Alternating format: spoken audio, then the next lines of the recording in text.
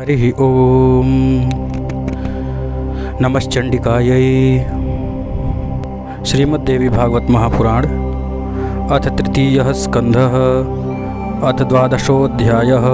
राजोवाच वद यज्ञविधिं सम्यक् देवव्यास्तस्याः समन्ततः श्रुत्वा करोम्यहं स्वामिन् यथा शक्ति ह्यतन्द्रियः।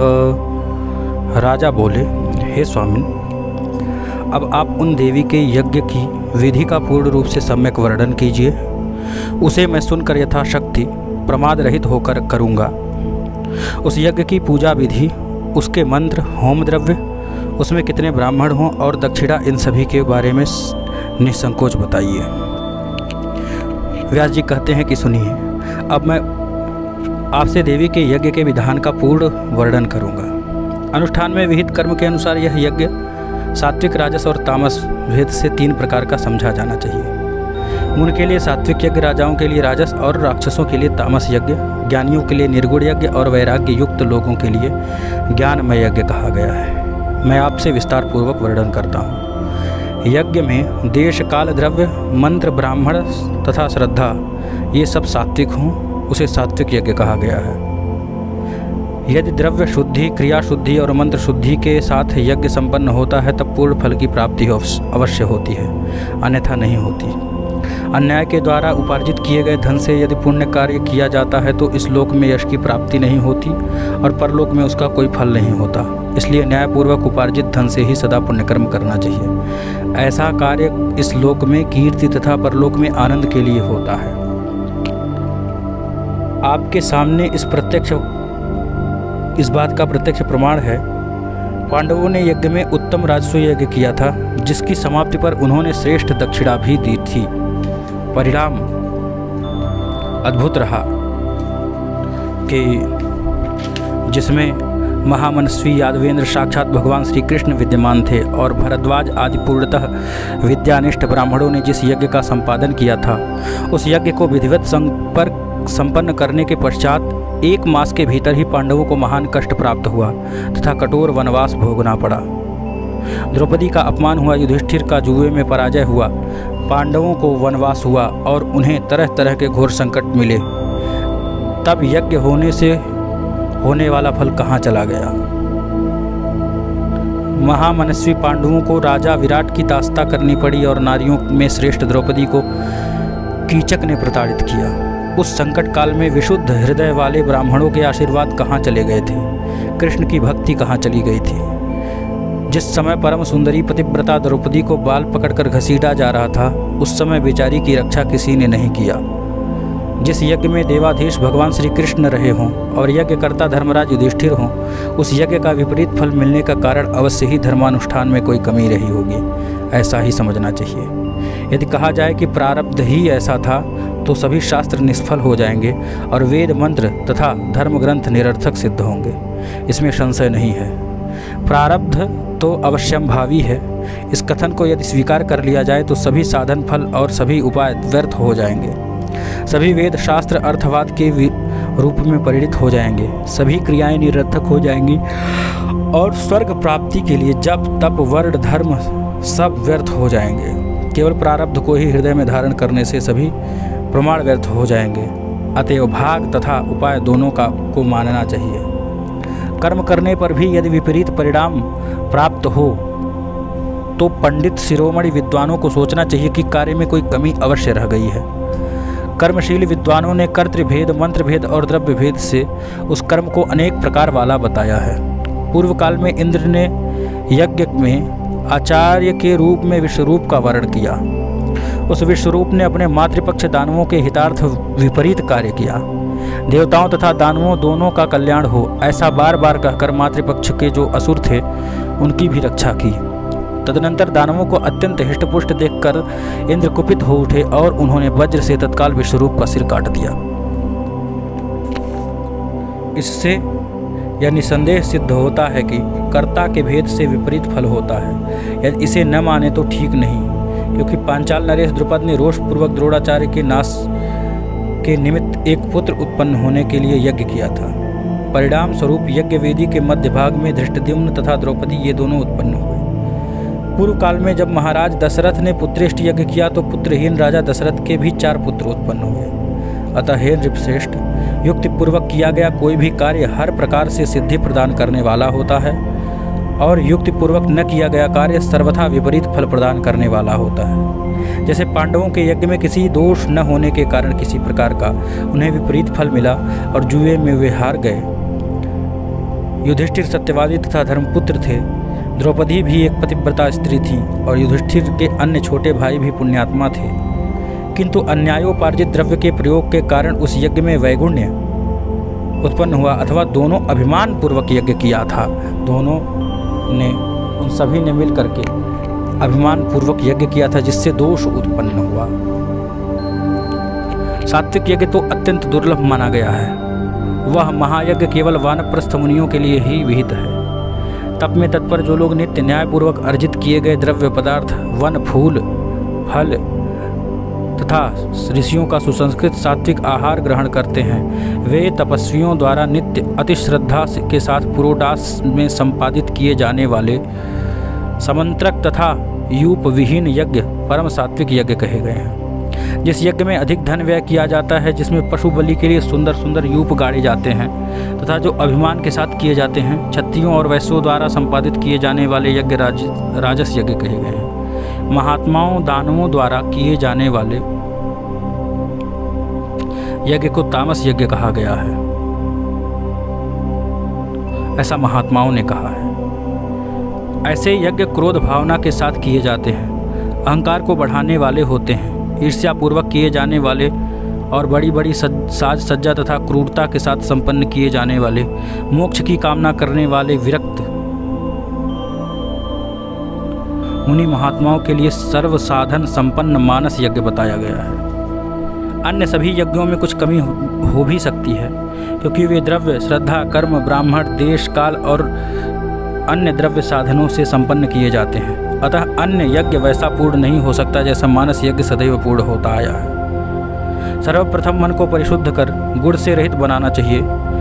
मन में शुद्ध हो जाने पर मन को शरीर की शुद्धि स्वतः हो जाती है, इनमें संशय नहीं है। जब मनुष्य का मन इंद्रियों के विषयों को परित्याग करके पवित्र हो जाता है, तभी वह मानस यज्ञ को करने का अधिकारी बनता है।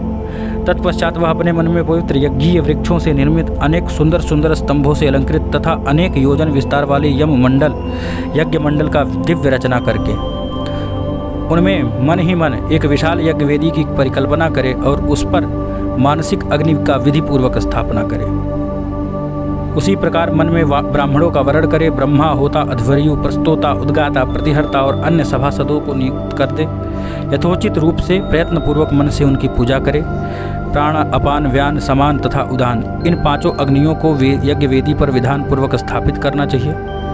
उनमें प्राण को गार्हपत्य अग्नि, अपान को आवाहनीय अग्नि, व्यान को दक्षिणाग्नि, समान को अवसथ्य अग्नि तथा उदान को सभ्य अग्नि कहा गया है। ये 5 परम तेजस्वी हैं। इस यज्ञ में मानसिक रूप से ही दोष रहित तथा परम पवित्र सामग्रियों की भी परिकल्पना करनी चाहिए। इस यज्ञ में होता तथा यजमान दोनों के रूप में मन ही होता है। निर्गुण एवं अविनाशी ब्रह्म इस यज्ञ में अधिदेवता होते हैं। निर्गुणा पराशक्ति सभी फलों को प्रदान करने वाली उन वैराग्यदायिनी कल्याणकारिणी ब्रह्म विद्या साक्षात जगत की आधार स्वरूपा व्याप्त सर्वत्र विराजमान रहने वाली आदिशक्ति जगदम्बा भगवती को प्रसन्न करने के लिए उद्देश्य से द्विज को मन कल्पित हवन सामग्रियों की आहुति अपने प्राण रूपी अग्नि में देनी चाहिए। हे प्रभु, मानस हवन के पश्चात अपने मन को आलंबन रहित करके कुंडलिनी के मुख मार्ग से अर्थात सुषुम्ना रंध्र द्वारा शाश्वत ब्रह्म में अपने प्राणों की भी आहुति देनी चाहिए। अपनी आहुति से स्वयं का साक्षात्कार करके माहेश्वरी को अपने आत्मस्वरूप जानकर समाधि योग से शांत चित्त होकर ध्यान करना चाहिए। इस प्रकार यह सब साधक सभी प्राणियों में अपने अपने हृदय से अपने आप को तथा अपने में सभी प्राणियों को देखने लगता है। तब वह भूतात्मा उन कल्याण स्वरूप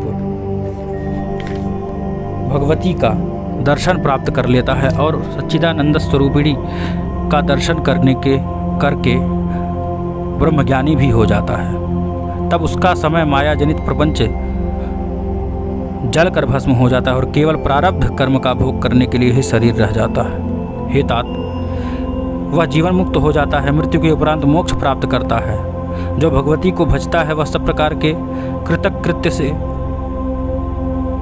संपन्न हो जाता है। गुरु के वचनों के अनुसार संपूर्ण ये प्रयत्न के साथ भुवनेश्वरी भगवती का ध्यान करके चरित्र का श्रवण तथा मनन करना चाहिए। इस प्रकार किया हुआ यज्ञ मोक्ष प्रदाता है, संदेह नहीं है। इसके अतिरिक्त अन्य सकाम यज्ञ विनाशोन्मुख करते हैं। मनीषी विद्वान यह देशानुशासन बताते हैं कि स्वर्ग की इच्छा वाले को विधिपूर्वक अग्निष्टोम यज्ञ करना चाहिए। मेरी समझ से पुण्य क्षीण होने पर पुनः उन्हें मृत्युलोक में आना ही पड़ेगा, अतः अक्षय फल वाला वह मानस यज्ञ ही श्रेष्ठ है। विजय की इच्छा रखने वाले राजा इस मानस यज्ञ को संपन्न नहीं कर सकता। हे राजन, अभी कुछ ही पूर्व आपने तामस सर्प यज्ञ किया था, जिसमें आपने दुरात्मा तक्षक के से वैर का बदला चुकाया था और उसमें आपने करोड़ों सर्पों को अग्नि में जला डाला था। अब आप विधिपूर्वक विस्तृत देवी यज्ञ कीजिए, जिससे पूर्व काल में सृष्टि के आरंभ में भगवान विष्णु ने जिसे अच्छे से संपन्न किया था। अब मैं आपको उसकी विधि बता रहा हूँ, आप वैसा कीजिए।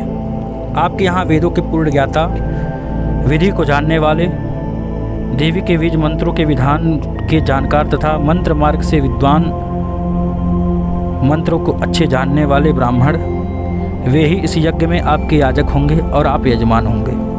इस प्रकार आप विधिवत देवी यज्ञ करके यज्ञ से मिले हुए पुण्य को अर्पित करके अपने दुर्गति प्राप्त पिता का उद्धार करें। ब्राह्मण के अपमान से होने वाला बड़ा भयंकर और नरकदायक कार्य हुआ है। हे अनघ, आपके पिता वैसे ही शापजनित दोष से ग्रस्त हो चुके हैं। साथ ही सांपों के काटने से महाराज की अकाल मृत्यु भी हुई है। भूमि पर बिछे कुशासन नहीं अपितु आकाश में और मरण हुआ है उनका। उनकी मृत्यु न रण में हुई है और न ही गंगा तट पर ही, अपितु कुरुश्रेष्ठ, आपके पिता बिना स्नान दान आदि किए ही महल में मर गए हैं। ये सब कुत्सित साधन कर नरक के हेतु हैं। राजा के लिए नरक से बचने का एक ही उपाय है कि वह अत्यंत दुर्लभ उपाय भी उनसे न बन सका। जहाँ कहीं भी प्राणी स्थित रहे, काल को समीप आया जानकर साधनों के अभाव में भी अत्यंत कष्ट के कारण विवश हुआ वह हृदय में वैराग्य भाव धारण करे। जब मन निर्मल हो जाए और सोचने लगे कि शरीर तो पृथ्वी जल आकाश अग्नि और वायु है, इन पंच महाभूतों से निर्मित है, तब फिर यह मेरे लिए क्या दुखदायी हो सकता है, ऐसा विचार करने लग जाए। देह अभी नष्ट हो जाएगा, मैं तो मुक्त हूँ, निर्गुण हूँ तथा अविनाशी हूँ। ये पंच तत्व तो विनाशशील हैं, तब इनके लिए मुझे चिंता ही क्या।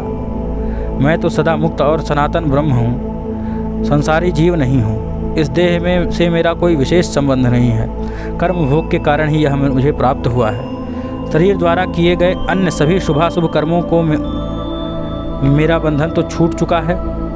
शुभाशुभ कर्मों का कुछ अवशेष बचा नहीं है, क्योंकि मनुष्य शरीर से मैंने दुख और सुख भोग लिया है और इस अत्यंत भयानक घोर तथा भीषण सांसारिक कष्ट से मैं सर्वथा विमुक्त हूँ। इस प्रकार चिंतन करता हुआ पुरुष यदि स्नान दान रहित भी मृत्यु प्राप्त करता है तो पुनः जन्म लेने के दुख से मुक्ति मिल जाती है उसे। यह सर्वोत्कृष्ट साधन कहा गया है, जो योगियों के लिए भी दुर्लभ है। आपके पिता ने ब्राह्मण के द्वारा किए गए उस शाप को सुनकर भी अपने शरीर के प्रति मोह रखा और वैराग्य का आश्रय नहीं लिया। इसलिए हे राजन, उनको यह प्रबल इच्छा थी कि मेरा शरीर सदा निरोग रहे, मैं निष्कंटक राज्य करता रहूं और चिरकाल तक जिंदा रहूं। इस भावना से उन्होंने साचिवों को आज्ञा दी कि सर्प विष उतारने के मंत्र जानने वालों को बुलाओ। राजा ने औषधिमणि मंत्र तथा उत्तम से उत्तम यंत्रों का संग्रह किया और वे एक ऊंचे महल पर आरूढ़ हो गए। उस समय उन्होंने न स्नान किया, न दान किया और न ही भगवती का स्मरण किया। दैव को प्रधान मानकर वे भूमि पर भी नहीं आए। कल के प्रभाव के कारण एक तपस्वी के प्रति अपमानजन्य पाप करके घोर मोह रूपी सागर में डूबकर महल के ऊपर सर्प के डसने से वो मर गए। ऐसे आचरण से अवश्य ही नरक होता है। इसलिए हे नृपश्रेष्ठ, अपने उन पिता का पाप से उद्धार कीजिए। अमित तेजस्वी व्यास जी का यह वचन सुनकर महाराज जन्मेजय बड़े दुखी हुए और अश्रु प्रवाह के कारण उनका कंठ अवरुद्ध हो गया। मन में पश्चाताप करते हुए वे कहने लगे कि आज मेरे इस जीवन को धिक्कार है, जो कि मेरे पिता नरक में गिर पड़े हैं, इसलिए अब मैं ऐसा उपाय करता हूँ जिससे उत्तरायण राजा परीक्षित स्वर्ग चले जाएं। श्रीमद्देवी भागवते महापुराणे पारमहंस्यां संहितायाम् अष्टादश सहस्रायां संहितायां तृतीय स्कंधे अम्बा यज्ञ विधि वर्णनम नाम 12वाध्याय। ओम।